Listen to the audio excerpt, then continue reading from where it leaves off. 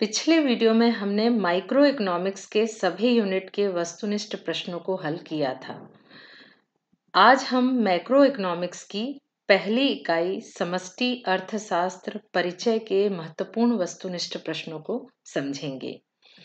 इस इकाई से केवल 1 अंक के 2 वस्तुनिष्ठ प्रश्न परीक्षा में पूछे जाएंगे।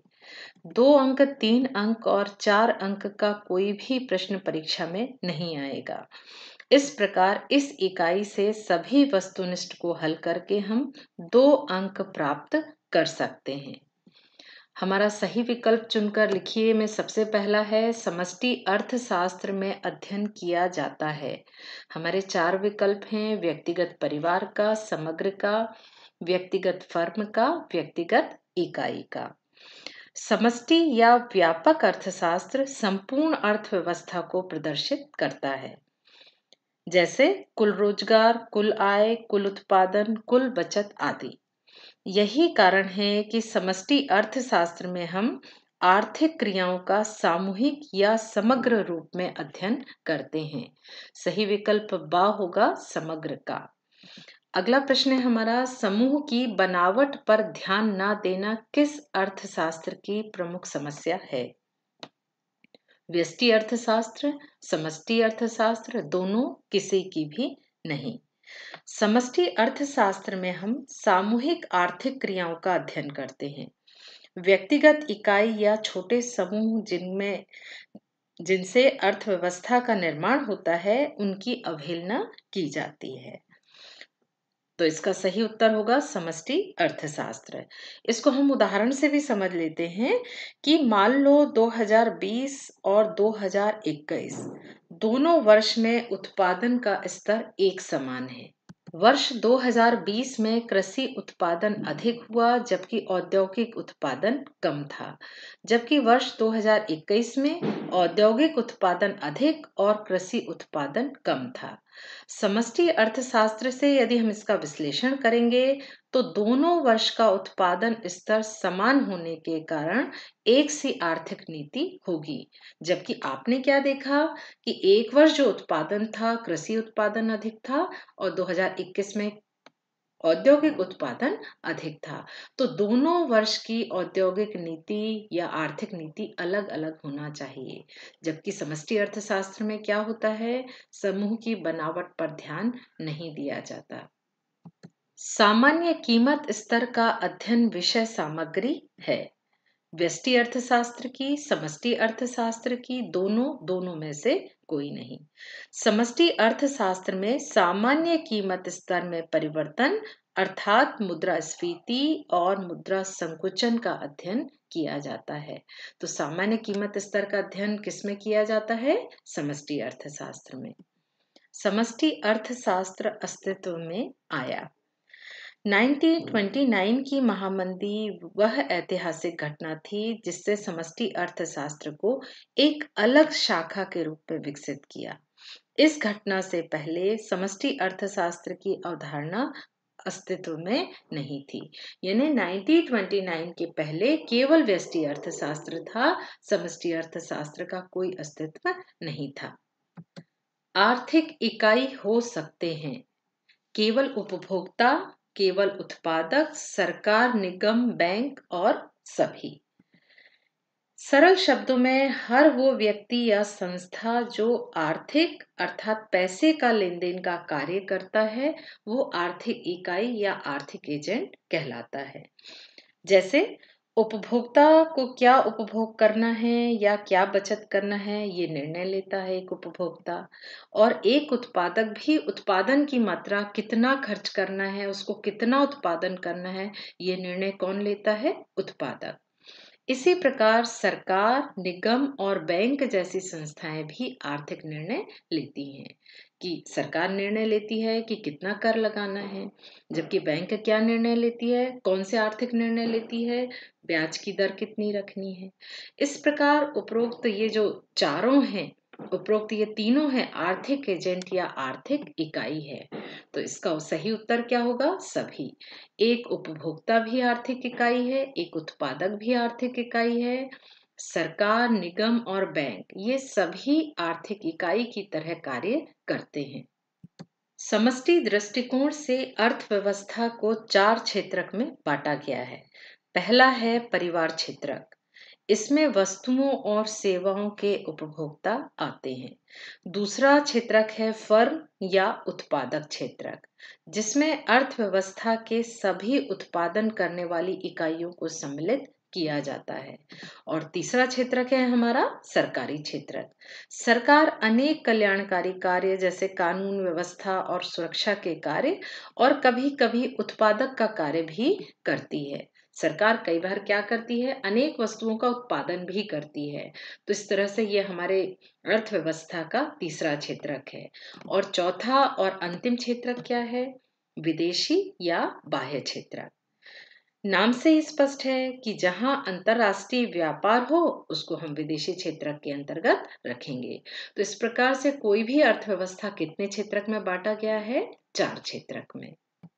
पारिवारिक क्षेत्रक कहते हैं फर्म को, सरकार को, फर्म और सरकार के अतिरिक्त दूसरा बड़ा क्षेत्र सभी को। फर्म तो अलग एक क्षेत्रक है, सरकार भी एक क्षेत्रक है। तो परिवार क्षेत्रक का सही उत्तर क्या होगा? फर्म और सरकार के अतिरिक्त अतिरिक्त जो दूसरा बड़ा क्षेत्र होता है उसे हम पारिवारिक क्षेत्रक कहते हैं। विदेशी क्षेत्रक का अन्य नाम क्या है? बाह्य क्षेत्र, उत्पादन क्षेत्र, विश्व क्षेत्र, आ और सा दोनों। तो अभी हमने देखा था कि विदेशी क्षेत्र को हम बाह्य क्षेत्रक या विश्व क्षेत्रक भी कहते हैं। तो इस प्रकार से सही विकल्प इसका दा होगा। परिवार क्षेत्रक की मुख्य भूमिका क्या है? परिवार क्षेत्रक की मुख्य भूमिका, परिवार क्या करते हैं? परिवार उपभोग करते हैं। परिवार क्षेत्रक मुख्य रूप से किस तरह से भागीदार होता है अर्थव्यवस्था में? सबसे मुख्य काम होता है उपभोग। निवेश तो कौन करता है? निवेशक करता। उत्पादन करता। आयात निर्यात विदेशी क्षेत्रक में आएगा। तो परिवार क्षेत्रक का सही उत्तर क्या होगा? अ, उपभोग। सामूहिकता शामिल है। समष्टि अर्थशास्त्र में विशाल समूहों का अध्ययन किया जाता, बड़े क्षेत्र का अध्ययन किया जाता है जो संपूर्ण अर्थव्यवस्था को प्रदर्शित करता है। तो सामूहिकता किसमें शामिल होती है? समष्टि अर्थशास्त्र में। रिक्त स्थान की पूर्ति कीजिए। राष्ट्रीय आय का अध्ययन व्यष्टि दृष्टिकोण से नहीं बल्कि खालिस्तान दृष्टिकोण से किया जा सकता है। किसका अध्ययन? राष्ट्रीय आय का अध्ययन। किस में करेंगे हम? समष्टि में। समष्टि अर्थशास्त्र में राष्ट्रीय आय और राष्ट्रीय आय की अवधारणा और उसकी माप की विधियों का अध्ययन किया जाता है। दूसरा खालिस्तान है हमारा, समष्टि अर्थशास्त्र को खालिस्तान अर्थशास्त्र भी कहा जाता है। इसका क्या मतलब है कि समष्टि अर्थशास्त्र के और क्या क्या नाम हैं? समष्टि अर्थशास्त्र को हम योगात्मक या सामूहिक अर्थशास्त्र कहते हैं। कहीं कहीं समष्टि अर्थशास्त्र को कीन्सियन अर्थशास्त्र भी कहते हैं, क्योंकि समष्टि अर्थशास्त्र के जन्मदाता कौन है? Professor Keynes. समग्र के समूहों या इकाइयों में परस्पर खालिस्तान पाई जाती है। समग्र के समूहों और इकाई में परस्पर निर्भरता पाई जाती है। एक समूह या इकाई में परिवर्तन होने पर इसका प्रभाव दूसरे पर भी पड़ता है। इसलिए ये दोनों आपस में क्या होते हैं? निर्भर होते हैं। चौथा है हमारा खालिस्तान अर्थशास्त्र के निष्कर्ष सामूहिक या बड़े क्षेत्रों, बड़े योगों पर लागू नहीं किया जा सकता। आप बताइए, बड़े क्षेत्र के लिए तो हम समष्टि अर्थशास्त्र पढ़ते हैं, जबकि छोटे क्षेत्र के लिए हम व्यष्टि अर्थशास्त्र पढ़ते हैं। देखिए ये प्रश्न बहुत ध्यान से पढ़िए। सामूहिक या बड़े योगों पर लागू नहीं किया जा सकता। यदि लागू होता तो यहाँ क्या उत्तर होता? समष्टि अर्थशास्त्र। ये कह रहा है लागू नहीं किया जा सकता, तो इसका उत्तर होगा हमारा व्यष्टि अर्थशास्त्र। पांचवा है खालिस्तान को समष्टि दृष्टिकोण के विकास का श्रेय दिया जाता है। Professor J.M.. कीन्स या जॉन मेनार्ड कीन्स को समष्टि दृष्टिकोण के विकास का श्रेय दिया जाता है। समष्टि अर्थशास्त्र को एक अलग शाखा के रूप में ब्रिटिश अर्थशास्त्री कीन्स की प्रसिद्ध पुस्तक the general theory of employment interest and money के 1936 ईस्वी में प्रकाशित होने के बाद हुआ। समष्टि दृष्टिकोण का विकास कब हुआ? प्रोफेसर कीन्स की पुस्तक के बाद। विजातीय समूहों की समस्या खालिस्तान अर्थशास्त्र में पाई जाती है। इसका उत्तर है समष्टि। समष्टि अर्थशास्त्र में ये आवश्यक नहीं है कि जिस समूह का अध्ययन किया जा रहा है वे सभी इकाइयां सजाती की बनी हों। पूंजीवादी अर्थव्यवस्था को खालिस्तान भी कहा जाता है। पूंजीवादी अर्थव्यवस्था को बाजार अर्थव्यवस्था के नाम से भी हम जानते हैं। आर्थिक महामंदी खालिस्तान में उत्पन्न हुई। आर्थिक महामंदी कब आई? 1929 में। ये इस इकाई का महत्वपूर्ण प्रश्न है, इसको आप जरूर याद रखिए क्योंकि इसके बाद ही समष्टि अर्थशास्त्र का जन्म हुआ। Professor J.M.. कीन्स की किताब रोजगार और मुद्रा का सामान्य सिद्धांत खालिस्तान में प्रकाशित हुई। कब प्रकाशित हुई? 1936। खालिस्तान संपूर्ण अर्थव्यवस्था से संबंधित है। संपूर्ण अर्थव्यवस्था के लिए हम कौन सा अर्थशास्त्र देखते हैं? समष्टि अर्थशास्त्र। सही जोड़ी बनाइए। राष्ट्रीय आय एवं रोजगार। राष्ट्रीय आय एवं रोजगार किससे संबंधित है? समष्टि दृष्टिकोण से। समष्टि अर्थशास्त्र में राष्ट्रीय आय तथा कुल रोजगार का अध्ययन केंद्रीय स्थान रखता है, इसीलिए इसे कभी कभी आय व रोजगार का सिद्धांत भी कहते हैं। दूसरा है हमारा व्यक्तिगत फर्म। व्यक्तिगत फर्म का अध्ययन व्यष्टि दृष्टिकोण के अंतर्गत करेंगे। किसके अंतर्गत करेंगे? ये छोटी इकाई का अध्ययन है। व्यक्तिगत फर्म यानी एक फर्म का अध्ययन हम किसके अंतर्गत करेंगे? व्यष्टि के अंतर्गत करेंगे। अगला है हमारा समष्टि अर्थशास्त्र। समष्टि अर्थशास्त्र के जन्मदाता थे प्रोफेसर जे.एम. कीन्स। तो सही उत्तर क्या होगा? आ कीन्स। व्यष्टि एवं समष्टि अर्थशास्त्र। व्यष्टि तथा समष्टि अर्थशास्त्र एक दूसरे के पूरक हैं। व्यष्टि तथा समष्टि अर्थशास्त्र दो अलग अलग रीतियां हैं, परंतु दोनों एक दूसरे के बिना अधूरी हैं, इसीलिए दोनों को हम प्रतियोगी ना कहकर दोनों को हम क्या कहेंगे? पूरक कहेंगे। एक के बिना दूसरी अधूरी है, यानी व्यष्टि और समष्टि दोनों एक दूसरे के पूरक हैं। मैक्रो शब्द।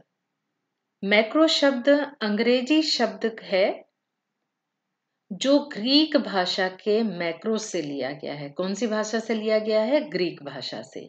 इस प्रकार मैक्रो अंग्रेजी का अनुवाद है, परंतु यह ग्रीक भाषा के मैक्रो से लिया गया है। तो सही उत्तर इसका होगा ई। अब आपको लग रहा होगा कि मैंने इसको छोड़ दिया है व्यष्टि अर्थशास्त्र को। अब अपन अंत में देखते हैं अपने पास कौन कौन से विकल्प बचे हैं। अंत में हमारे पास ये विकल्प बचा है और ये बचा है एडम स्मिथ। अब आप बताइए कि व्यष्टि अर्थशास्त्र किससे संबंधित है? इसका सही उत्तर क्या होगा? यदि व्यष्टि अर्थशास्त्र की जगह में अर्थशास्त्र के जन्मदाता होता तो सही उत्तर होता हमारा ब एडम स्मिथ। परंतु यहाँ पर अंग्रेजी भाषा से लिया गया है, ये भी मैच नहीं कर रहा है मेरे अनुसार। आप अपने शिक्षक से इससे और अधिक विस्तार से पूछ सकते हैं, परंतु मेरे हिसाब से एडम स्मिथ अर्थशास्त्र के जन्मदाता माने जाते हैं। तो व्यष्टि अर्थशास्त्र की जगह क्या होना चाहिए? अर्थशास्त्र के जन्मदाता कौन थे? Adam Smith. एक शब्द या एक वाक्य में उत्तर दीजिए। मैक्रो शब्द किस अर्थशास्त्र से संबंधित है? मैक्रो शब्द समष्टि का अंग्रेजी अनुवाद है। मैक्रो किसका अनुवाद है? समष्टि अर्थशास्त्र का। समष्टि अर्थशास्त्र का दोष लिखिए। एक दोष लिखना है, ये 1 नंबर का है। हमने यहाँ पे 4 लिख लिए हैं, आप चारों में से कोई भी उत्तर देंगे आपका उत्तर सही होगा। समष्टि अर्थशास्त्र के मुख्य दोष हैं विजातीय समूहों की समस्या, समूह की संरचना को महत्व न देना, व्यक्तिगत इकाई महत्वहीन, निष्कर्षों का व्यवहारिक न होना। समष्टि अर्थशास्त्र कब अस्तित्व में आया? 1929-30 की विश्वव्यापी आर्थिक मंदी की स्थिति में प्रोफेसर जे.एम. कीन्स ने समष्टि अर्थशास्त्र के सामान्य सिद्धांत की रचना की थी। समष्टि अर्थशास्त्र का उद्भव जॉन मेनार्ड कीन्स यानी J.M. कीन्स की प्रसिद्ध पुस्तक the general theory of employment, interest and money के 1936 में प्रकाशित होने के बाद हुआ। ये दोनों कथन हमारी NCERT की पुस्तक में लिखी है। यदि आप परीक्षा में ये भी लिखेंगे तब भी सही होगा, और यदि आप ये वाला तर्क देते हैं तब भी आपका उत्तर सही होगा। व्यापार चक्र का अध्ययन किस अर्थशास्त्र में किया जाता है? व्यापार चक्र का अध्ययन समष्टि अर्थशास्त्र में किया जाता है। प्रत्येक अर्थव्यवस्था में आर्थिक विकास की गति में परिवर्तन आता रहता है। अर्थव्यवस्था में कभी तेजी आती है, कभी मंदी आती है। दोनों की समस्या उत्पन्न होती रहती, इन्हें ही हम व्यापार चक्र कहते हैं। समष्टि अर्थशास्त्र में इन व्यापार चक्रों और इससे जुड़ी समस्याओं का अध्ययन किया जाता है। राष्ट्रीय स्तर पर या बड़े समूहों की समस्या को हल करने में कौन सा अर्थशास्त्र उपयुक्त है? किसी अर्थव्यवस्था का समूचा अध्ययन करने के लिए हमें समष्टि अर्थशास्त्र में ही विश्लेषण करना पड़ता है। जैसे अर्थव्यवस्था की प्रकृति है, जनसंख्या है, कुल रोजगार है, राष्ट्रीय आय है, कुल उत्पादन है। ये सभी जो राष्ट्रीय स्तर की समस्या है, बड़ी समस्या है, इसका अध्ययन हम किस में करेंगे? समष्टि। जबकि यदि छोटा क्षेत्र है, व्यक्तिगत क्षेत्र है, छोटा समूह है, तो उसका अध्ययन हम व्यष्टि में करेंगे। व्यष्टि और समष्टि अर्थशास्त्र एक दूसरे से क्या संबंध है? व्यष्टि एवं समष्टि आर्थिक विश्लेषण की दो अलग अलग पद्धति हैं, और दोनों पद्धतियां परस्पर विरोधी ना होकर एक दूसरे की पूरक हैं और एक दूसरे पर निर्भर हैं। एडम स्मिथ को आधुनिक अर्थशास्त्र का जनक के रूप में जाना जाता है। एडम स्मिथ स्कॉटलैंड के निवासी थे और ग्लासगो विश्वविद्यालय में प्रोफेसर थे। एडम स्मिथ की ये बुक आई थी, राष्ट्रों के धन के स्वभाव तथा कारणों की खोज, an inquiry into the nature and causes of the wealth of nation. कब आई थी ये? 1776 में। परीक्षा में अक्सर इनकी पुस्तक का नाम पूछा जाता है, कभी कभी ये अकेला भी पूछा जाता है। वेल्थ ऑफ नेशन किसने लिखा था? किसने लिखा था? एडम स्मिथ ने। या ये भी आता है, वेल्थ ऑफ नेशन किस सन में आई थी? तो 1776 में। आधुनिक अर्थशास्त्र के जनक किसे माना जाता है? अभी हमने देखा था ना, आधुनिक अर्थशास्त्र के जनक एडम स्मिथ हैं। आर्थिक एजेंट किसे कहते हैं, या आर्थिक इकाई किसे कहते हैं? आर्थिक एजेंट आर्थिक निर्णय लेने वाले व्यक्ति या संस्था को हम आर्थिक एजेंट कहते हैं। एक उपभोक्ता भी आर्थिक एजेंट है। क्यों है? क्योंकि उपभोक्ता निर्णय लेता है कि क्या और कितना उपभोग उसे करना है। एक उत्पादक भी आर्थिक एजेंट है। उत्पादक ये निर्णय लेते हैं कि क्या उत्पादन करना है और कितना उत्पादन करना है। सरकार भी आर्थिक एजेंट है।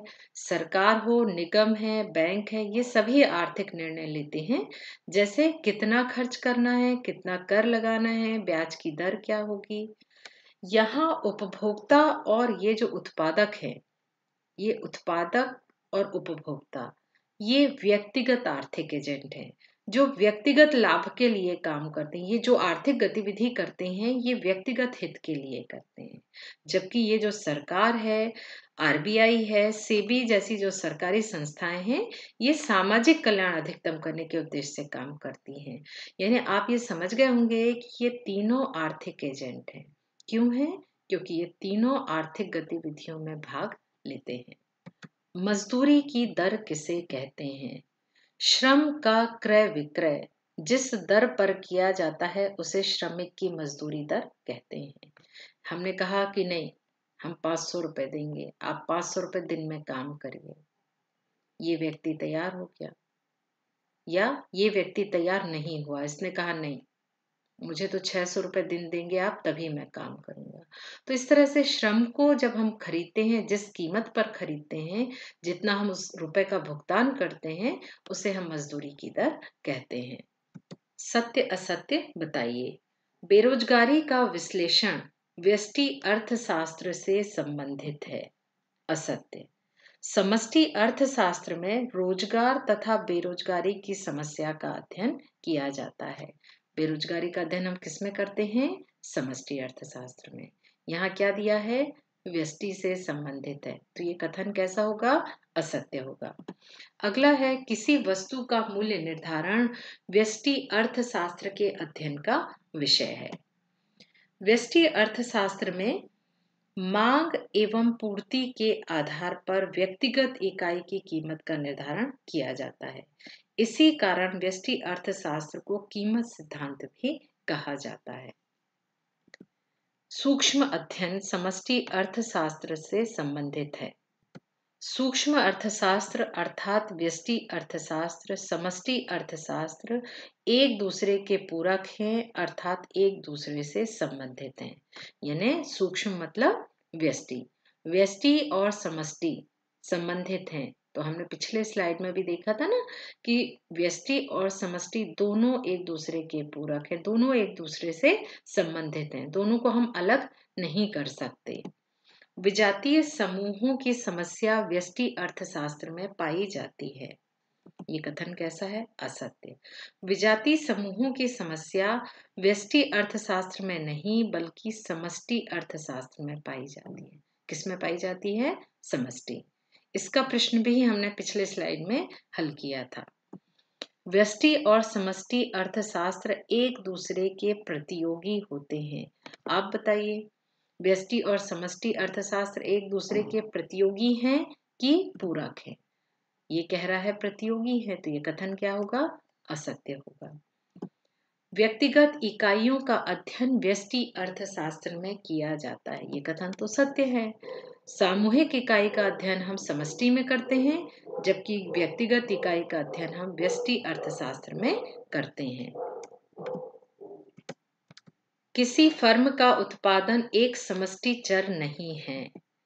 किसी एक फर्म का उत्पादन का अध्ययन हम व्यष्टि अर्थशास्त्र में करेंगे। किसी फर्म, किसी यदि यहाँ पे दिया रहता, किसी एक फर्म का उत्पादन एक समष्टि का चर नहीं है, ये कथन सत्य होगा, क्योंकि किसी एक फर्म का उत्पादन हम किस में करेंगे? व्यष्टि अर्थशास्त्र में करेंगे।